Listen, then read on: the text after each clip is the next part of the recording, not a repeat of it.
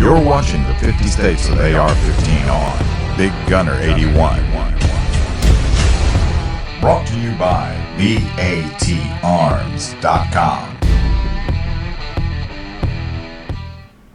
Welcome everyone to the 50 States of AR-15 project. I'm your host, Rick, aka Big Gunner 81. Hope you're all doing well, and thanks for stopping by and checking out this video today.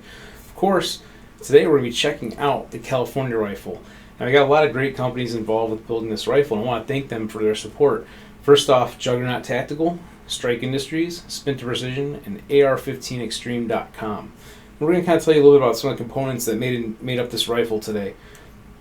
First off, one thing I want to note about the California rifle is that it has a lot of style to it. There's a lot of cool products out there that are from California, of course, that are very much stylish and functional at the same time. Strike Industries is one of the companies that's very much a leader in that, just kind of with the innovation and design, kind of making things that are adaptable in a sense. But anyhow, let's kind of go over some of the components of this particular rifle. So first off, our muzzle brake on here is the Zombie Thumper from AR15Xtreme.com. They also make a lot of other components like takedown pins and trigger and hammer pins and a lot of detent pins. Anything that's a turned component, they pretty much make for the AR-15 platform and the AR-10 as well. Next up, we have a Spinta Precision 18-inch barrel that is actually a fluted barrel, twisted fluted design, that's chambered in 223 Wild. A pretty nice barrel. I do like the stainless steel look as well. Again, like I said, the style component, the twisted fluting is very beautiful. We also mated that with a Strike Industries gas block, which you can't really see very well underneath the handguard, but it is much, the design is pretty much an angular cut design. It's not one of the rounded standard micro gas blocks. It's just kind of more of a stylish look to it. Over our barrel, we have a Juggernaut Tactical handguard. Of course, this is sniper gray, just like the rest of the receivers, the upper and lower receiver. A very neat handguard. Of course, has key mod all up and down. It has 4 rails up in the front, so where you really need it, you don't really need it back here. And gives you that option to be able to attach light or other component on the front end of your rail, and still gives you that room to hold on to it, and gives you a nice comforting grip. So next up, the upper receiver, of course, Juggernaut Tactical, and the lower receiver are both billet. That's also Juggernaut Tactical as well. One of the cool things is that they do put their name on their components. So they got Juggernaut Tactical, etched into the upper and the handguard and the lower, of course. I love that they're the patriotic theme of this rifle, which is cool. They've got the flag on the ejection port here, ejection cover, with the USA on it, which they're also facing the right direction, which is very cool because sometimes people don't do that. And by the right direction, I mean the stars are towards the front of the rifle, as you're headed forward. That's kind of important to me, at least. I like that idea and the concept, of the way the flag should be flowing as you're going into battle, so to speak. Their billet upper and lower set, not only at the styling points, as I mentioned, the functionality. It has an ambidextrous bolt release, which is kind of a neat way that this works. It's basically a little pin, a little stainless steel pin that pushes the plunger of the bolt catch on the opposite side to release it. Inside the ejection port door, you might have noticed that we have a angle cut Spinta Precision bolt carrier group. It's actually nitride coated.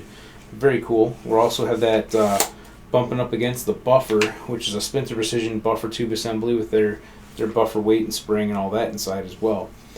The majority of the lower components are Strike Industries. We have their 60 degree, actually it's adjustable between 90 and 60 both, safety selector and their standard trigger, and also their takedown pins. Magazine catch is their Strike Industries, that is, enhanced magazine catch. However, the magazine button is actually using a California style bullet button. One of the neat things about this particular bullet button is that the installation tool can also be threaded on, so that you can use the installation tool, this red anodized button, as a mag release button. Kind of a nice little feature, so if you're leaving the state of California, you can go ahead and thread that on and use it in a different state. The grip on here happens to actually be a new grip that's from Juggernaut Tactical. It's a rubberized grip. I like the feel of it. It's also kind of very ergonomic with the finger grooves and everything. Of course, their lower receiver also has a built-in trigger guard, which is neat. And for the charging handle, running the Strike Industries, one of their standard style one of their standard style charging handles.